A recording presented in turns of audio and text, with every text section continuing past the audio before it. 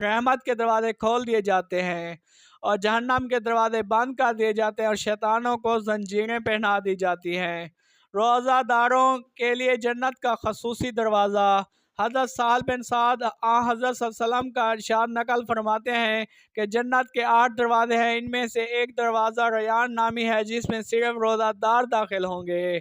رمضان میں گناہوں کی بخشش۔ حضرت ابو ہریرہ رضی اللہ تعالیٰ عنہ فرماتے ہیں کہ حضور صلی اللہ علیہ وسلم نے ارشاد فرمایا کہ جو شخص ایمان اور طلب ثواب کی نیت سے رمضان کا روزہ رکھے اس کے پچھلے گناہ بخش دیے جائیں گے، اور جو شخص ایمان و اخلاص کے ساتھ رمضان میں عبادت کرے اس کے گزشتہ معاصی معاف کر دیے جائیں گے۔ اسی طرح جو شخص شب قدر میں ایمان و احتساب کے ساتھ مشغول عبادت رہے اس کے پچھلے سارے گناہ معاف کر دیے جاتے ہیں۔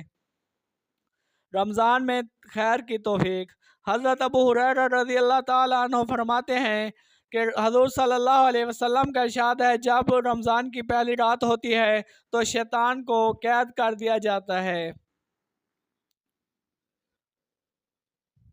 اور سرکش جنات قید کر دیے جاتے ہیں اور جہنم کے سارے دروازے بند کر دیے جاتے ہیں، ان میں سے کوئی بھی دروازہ نہیں کھولا جاتا، اور جنت کے سب دروازے کھول دیے جاتے ہیں اور ان میں سے کوئی دروازہ بند نہیں کیا جاتا، اور ایک آواز لگانے والا آواز لگاتا ہے کہ اے خیر کے